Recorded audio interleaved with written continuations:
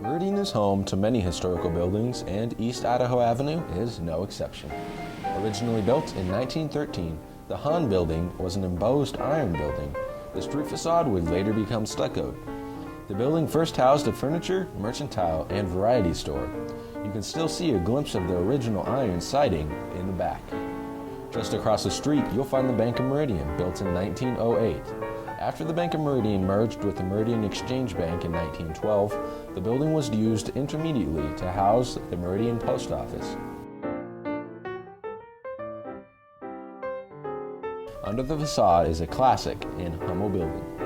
And just down the road, you'll find the Rice Pharmacy and the Idaho Building. Prior to 1916, the Rice Pharmacy was occupied by Sharp's Harness Company. In that year, Sharp's moved to a new location on Broadway, which would become the longtime home of the Rice Pharmacy. You can find the owner's apartment in the rear of the building. Built in 1913, the Idaho Building was originally built for Harrell and Flav Company, with commercial space on the first floor and apartments above. At one time, it housed public bathrooms, where hot baths were available. One road over on Broadway Avenue, you'll find Hayden Pharmacy, built in 1903. The building was rebuilt and a basement was added by Drs. Compton and Reynolds following a 1904 fire. Mr. Hayden's purchased the pharmacy in 1905. This building later housed the Meridian Commissary and McFadden's Market. In 1912, the Meridian Exchange Bank merged with the Bank of Meridian to become the Meridian National Bank. In 1935, the building became the Meridian branch of Idaho First National Bank. The upstairs space was used as professional offices and residential apartments. Built in 1912, this building was continuously used as Meridian High School until 1960, after which it was used as a junior high until the spring of 1986.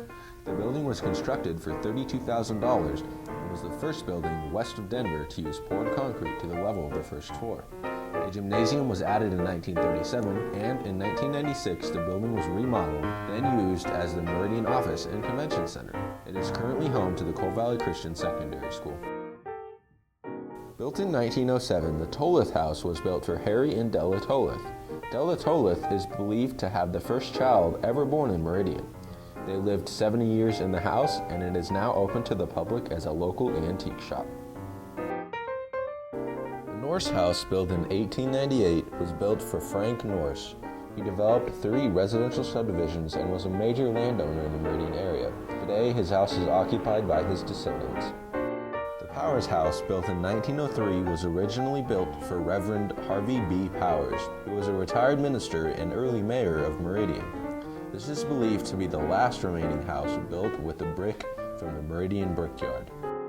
Constructed in 1922, the R.H. and Jessie Bell House was built while S.H. Griffith, a local coal merchant who also once served as mayor of Meridian, owned the property. The Bells purchased the property in 1925 and maintained ownership all the way until 1977. The Neal House was built in 1906. It's a turreted Queen Anne-style home built for Dr. Halbert and Miss Grace Neal. Miss Neal was a pharmacist and operated Neal Pharmacy in Meridian, and Dr. Neal served for many years on the Meridian School Board. The Hunt House was built in 1913. It was built for E.F. Hunt, owner of a local produce and poultry business.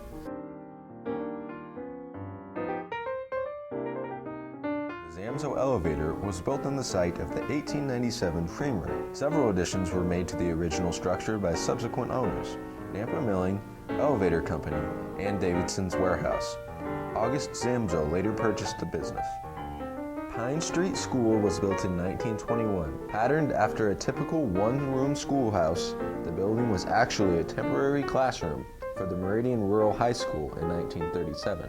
It was moved to the corner of Pine and Meridian and served as a classroom before spending 30 years as a storage facility. It was restored in 1993 as a one-room school for the Meridian City. Built in 1929, the Meridian Creamery was owned by the Dairymen's Association. It was made up of 4 commercial lots, which are now home to the Zamzo Elevator and Meridian City Hall. The creamery ceased operation in 1970. The Compton House, built in 1903, was originally built for the town physician, A.B. Compton. This is the only gambrel roof house in the area. The Clare Hill House was built in 1920. Clare Hill purchased the property in 1938, and the Hill family continued to live and grow as part of the church and community in the dwelling for the next 50 years. Even today, Meridians fondly recall Grandma Hill's house. The modern Woodman of American Hall was built in 1902. Lodge meetings were originally held on the upper floor, accessed by an outside stairway on the south side. The Vickers and Sims Hardware Company occupied the main floor for many years, followed by the Lauterbach Hardware. More recently, though, the building was remodeled and renamed the Heritage Building.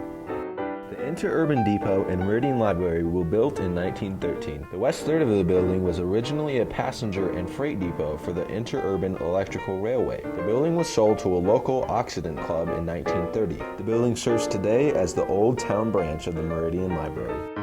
731 North Meridian Road was built in 1905 for the daughter of J.M. Anderson, who planted the subdivision.